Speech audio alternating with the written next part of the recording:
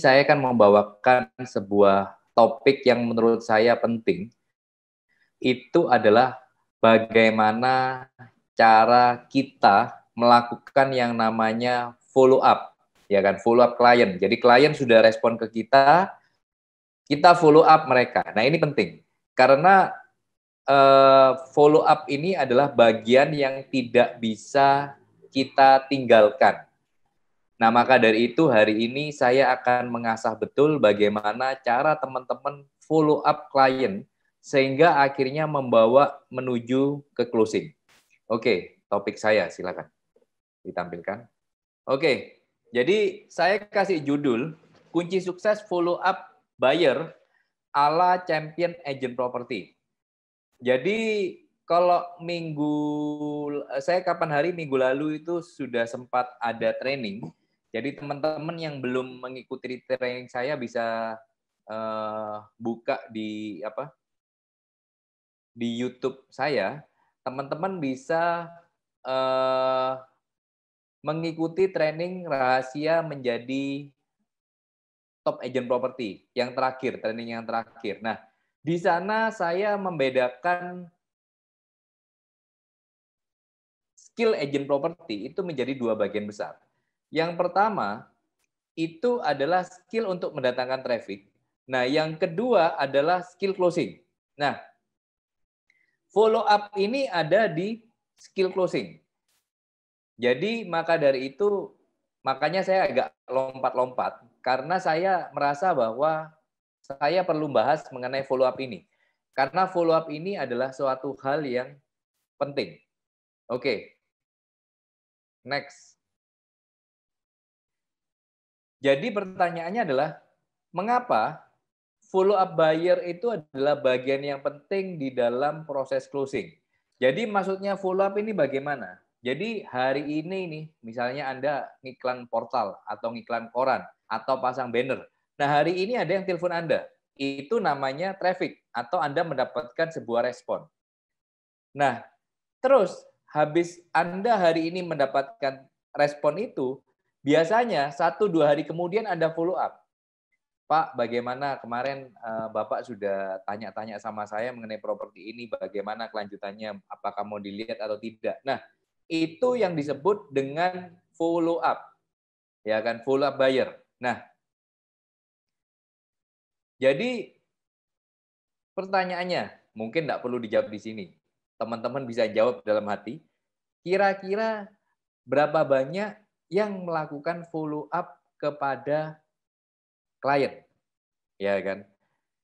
Nah, ini surprisingly adalah datanya itu ternyata banyak marketing itu banyak yang tidak melakukan follow up. Jadi hari ini terima respon, kemudian tidak di follow up itu ternyata banyak jumlahnya.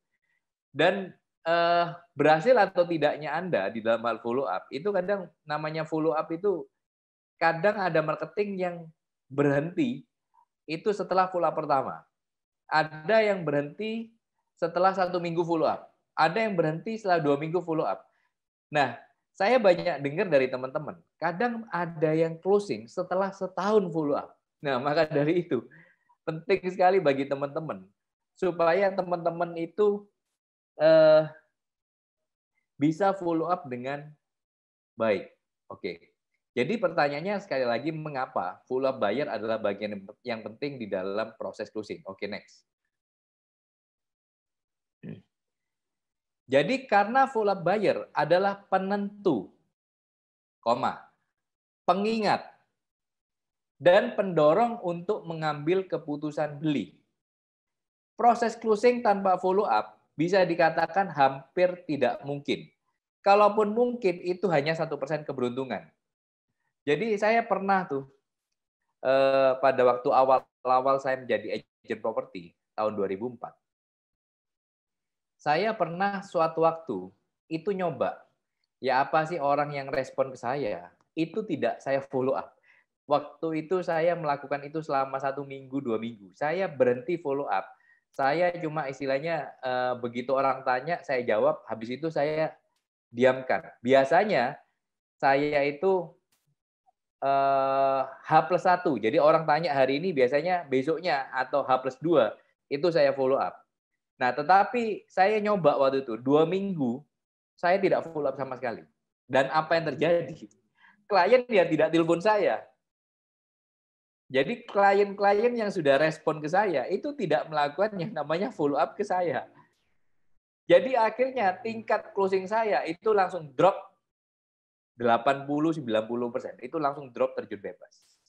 Ya kan? Nah, jadi kalau saya analogikan follow up itu, jadi kayak kita main sepak bola nih, ya kan? Traffic kita sudah tinggi. Jadi teman-teman satu tim kita itu sudah ngasih umpan ke kita. Nah, tetapi yang terjadi adalah biasanya kan begitu dapat umpan, Anda ambil umpan itu dan Anda berlari atau Anda olah bola itu. Nah, kalau Anda tidak melakukan yang namanya follow up, jadi namanya umpan itu tidak Anda ambil. Anda ambil sedikit, Anda biarkan bola itu keluar atau bola itu diambil oleh pemain lawan. Setiap kali seperti gitu. Dan yang terjadi akhirnya apa? Ya Anda akhirnya nggak bisa menciptakan yang namanya closing atau goal, ya kan? Nah, jadi seringkali kita itu mendapatkan umpan-umpan yang bagus, traffic yang bagus. Ada orang tanya, ya kan? Tetapi sama Anda hanya jawab, oh iya Pak, ini luas sekian, ini sekian, titik, putus. Habis itu Anda nggak follow up. Dan apa yang terjadi? Ya kan? Orang ini itu akan lupa dengan Anda. Mungkin dia akan ingat orang-orang atau agen-agen yang follow up mereka. Nah, jadi kenapa makanya saya bilang karena follow up buyer di sini adalah penentu, pengingat. Nah, sekali lagi, pengingat. Jadi Anda bayangkan nih, kita menjadi seorang pembeli yang ingin membeli sebuah properti. Yang kita lakukan apa? Kita pasti telepon koran, kita pasti nyari ada di internet, ya kan? Kita kelihatan banner di jalan, kita telepon, ya kan? Untuk menemukan properti yang pas buat kita sebagai pembeli. Nah, bayangkan misalnya, saya selama 1 minggu ini nyari properti, saya telepon 100 properti. Anda adalah salah satu agen yang saya telepon. 1 dari 100 orang agen.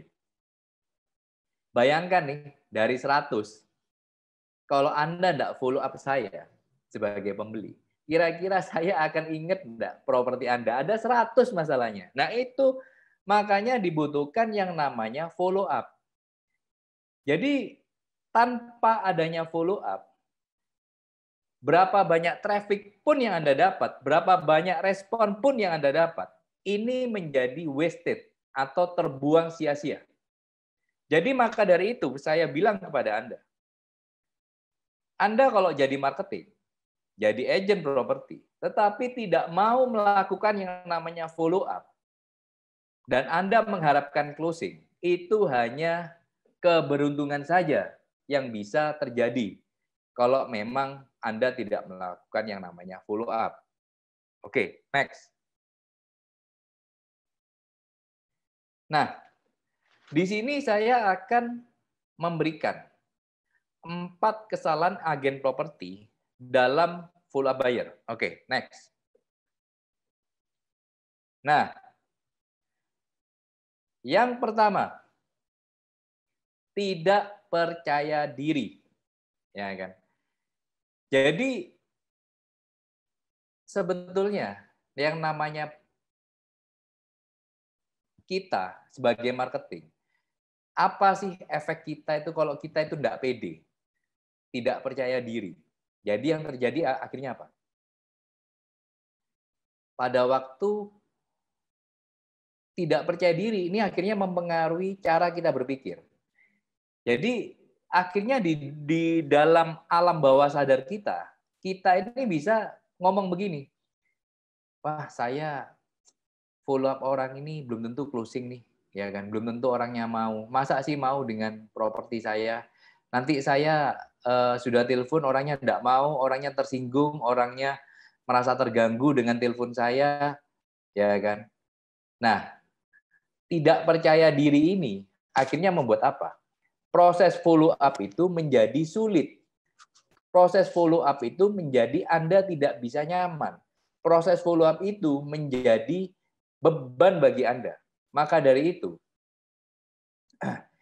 dalam hal follow up nih, makanya saya seringkali kan ada orang bertanya sama saya, Pak, bagaimana cara membuat orang itu pada waktu kita telepon, pada waktu kita follow up, itu respect sama kita. Mau melihat properti yang kita tawarkan. Nah, jadi tidak percaya diri atau percaya diri itu juga akan tercermin di dalam kita berbicara. Nah, bagaimana contoh? Orang yang tidak percaya diri itu dalam ngomong itu nggak bisa enak. Tetapi orang yang percaya diri itu seolah-olah berbicara seperti berbicara kepada teman. Bukan maksudnya secara dalam tutur kata ya, tetapi maksudnya dalam ngomong itu bisa santai dan enak, dan itu mempengaruhi tingkat sukses Anda di dalam follow up klien. Ya kan? Maka dari itu Anda harus melatih diri Anda. Karena kebanyakan marketing yang sukses, 95% orang-orang yang sukses itu rata-rata percaya diri. Oke, next. Nah, ini adalah faktor hanya menggunakan HP di dalam follow up. Ini adalah salah satu faktor kalau kita sebagai marketing itu tidak percaya diri di dalam follow up. Jadi seringkali nih saya menemui marketing pada waktu terima respon itu hanya menggunakan HP WA. Oh iya Pak, di WA-nya ya. Bapak tadi tanya properti saya yang di sini. Oke Pak, ini Pak speknya ya, luas tanah, luas bangunan segini. Oke Pak, ini ya harganya segini. Nanti Bapak kalau memang ada kebutuhan atau apa bisa menghubungi saya. Nah, Anda coba renungkan. Anda sebagai pembeli. Anda terima balasan respon daripada agent seperti gitu. Kira-kira menurut Anda, chance Anda closing dengan agent seperti gini, agent yang hanya menggunakan WA di dalam follow up, kira-kira berapa persen? Menurut saya itu kecil banget. Kalau kecuali memang barangnya sangat-sangat istimewa. Contoh nih, HM Muhammad pasaran sekitar 50 juta per meter. Anda punya barang harganya 25 juta per meter. Walaupun Anda follow up-nya pakai WA, saya pasti kejar sebagai pembeli karena barang Anda relatif miring dibandingkan barang lain. Tetapi kalau barang Anda biasa kan karena rata-rata barang yang ada 99% itu harga normal. Jadi kalau gaya Anda follow up dengan WA dan Anda mengharapkan closing setiap bulan, itu bermimpi ceritanya. Jadi kayak lagunya siapa ya? Niji ya, bermimpi ya. Itu kayak gitu. Jadi nggak mungkin terjadi. Ya kan? Jadi saya selalu menganjurkan kepada teman-teman sekalian, kalau follow up, itu gunakanlah telepon. Karena saya sendiri, saya itu punya 2 telepon. Yang satu memang yang abodemen, ya kan? Yang satu lagi ini saya pakai karena kenapa? Beli pulsa murah, ya kan? Kalau nggak salah setiap bulan saya hanya 15.000, paket telepon aja itu ke sesama Telkomsel itu free, ya kan? Ke operator lain itu dapat 100 menit ya, gratis. Nah, jadi murah, telepon itu sebetulnya murah. Ya kan? Jadi kalau itu concern Anda mengenai biaya. Tetapi kalau sudah masalah PD dan tidak PD, itu Anda harus melatih diri Anda. Bagaimana ada respon, itu harus ditelepon. Itu harga mati, teman-teman. Jadi jangan teman-teman ngomong sama saya, Pak, saya teleponnya melalui WA. Itu sudah nggak mungkin closing, tak jamin. Kecuali memang Anda punya barang yang sangat istimewa yang orang itu mau ya, lain cerita. Oke, next. Nah, terus kesalahannya lagi adalah tidak menggali kebutuhan klien. Nah, ini ada hubungannya juga dengan tidak percaya diri. Jadi, marketing yang tidak percaya diri, walaupun melalui telepon loh ya, itu kira-kira modelnya seperti gini, yang tidak percaya diri. Ya Pak, telepon saya tadi. Iya, oh ya, Bapak tanya HR Muhammad ya, nomor 1. Iya Pak, luas segini, harga segini Pak. Bapak mau survei atau apa? Nah, hanya seperti gitu. Tetapi orang yang percaya diri dan bisa menggali kebutuhan klien, itu sifat komunikasinya itu dua arah. Ya, selamat pagi Pak. Tadi ada telepon saya. Oh ya, Bapak tanya HR Muhammad ya. Oke, luas tanah sekian, luas bangunan sekian. Rencana untuk apa Pak? Nah, kita bertanya kembali kepada si klien. Oh ya, untuk kantor ya. Oke. Rencana hanya di HR Muhammad aja atau ada di mana? Oh, mintanya Surabaya Barat. Oke. Mintanya yang bagaimana Pak? Ya kan? Ruko atau rumah atau tanah. Nah, ini kita gali semua. Ini komunikasi dua arah ini adalah untuk menggali kebutuhan klien. Jadi pada waktu Anda telepon, Anda angkat telepon, Anda follow up klien, wajib Anda untuk menggali kebutuhan mereka. Jadi dengan Anda menggali kebutuhan mereka, Anda bisa memberikan barang-barang yang kemungkinan dicari oleh klien. Nah, seringkali agent properti itu kadang komplain sama saya, Pak, saya ini capek, Pak. Lu kenapa capek? Saya ini sudah ngajak survei orang ini puter-puter, tidak ada yang cocok, Pak. Nah, bisa salah satu alasan adalah karena Anda tidak menggali. Dia maunya apa? Ya kan? Dan akhirnya end up-nya gimana? Anda follow-follow nggak ada yang dapat terus. Karena kenapa? Anda tidak tahu kebutuhannya. Ya kan? Jadi marketing yang tajam, marketing yang hebat, itu tahu apa yang dibutuhkan sama klien. Jadi dia pada waktu ngantarkan survei, mungkin 1, 2 kali, 3 kali survei, itu bisa closing. Karena kenapa? Dia tahu betul kebutuhannya klien. Oke? Next. Nah, terus yang berikutnya. Kesalahan dalam follow up. Tidak punya yang namanya konsistensi.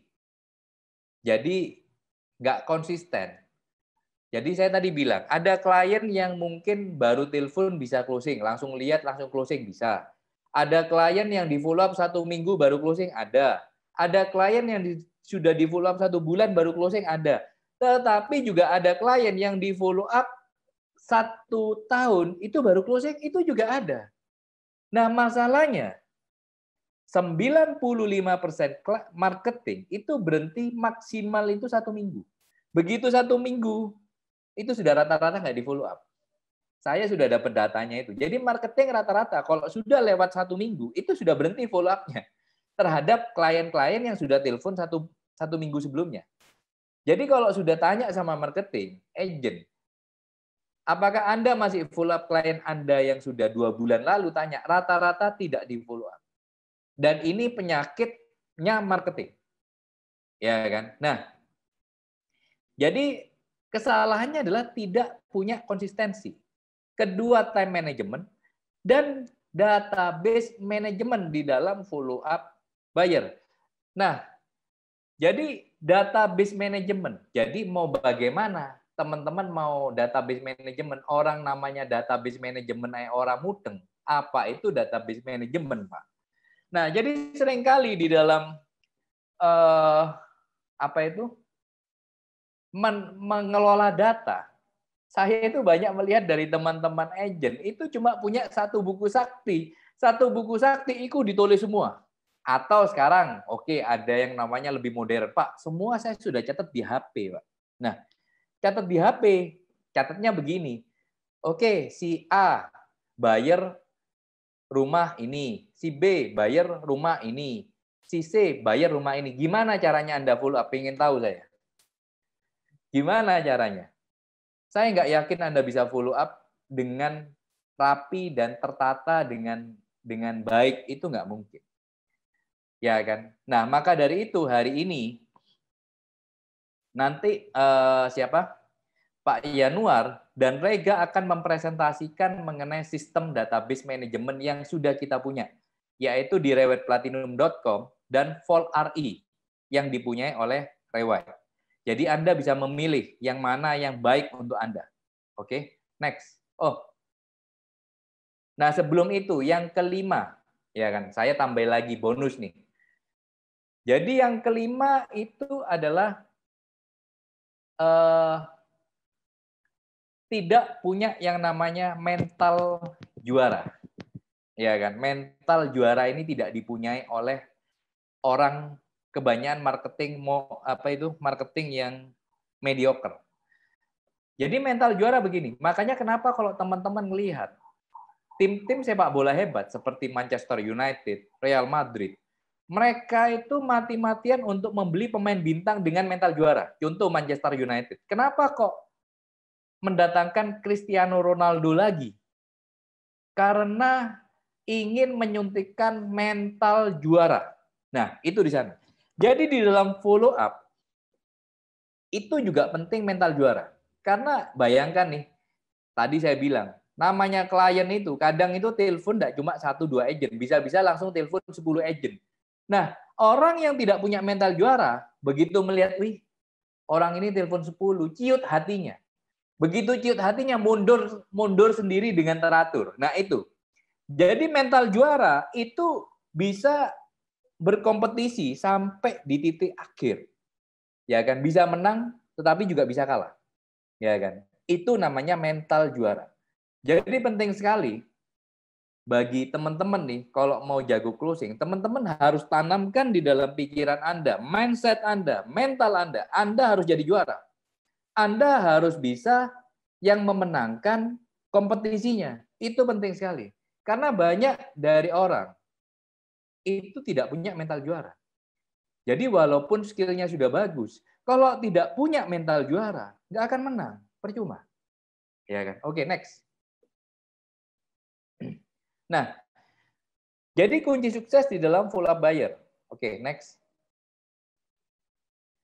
Jadi sekali lagi, perhatikan media yang dipakai. Yang terbaik adalah telepon. Pak, kalau WA call bagaimana, Pak? Nah, ini dia. Saya jawab.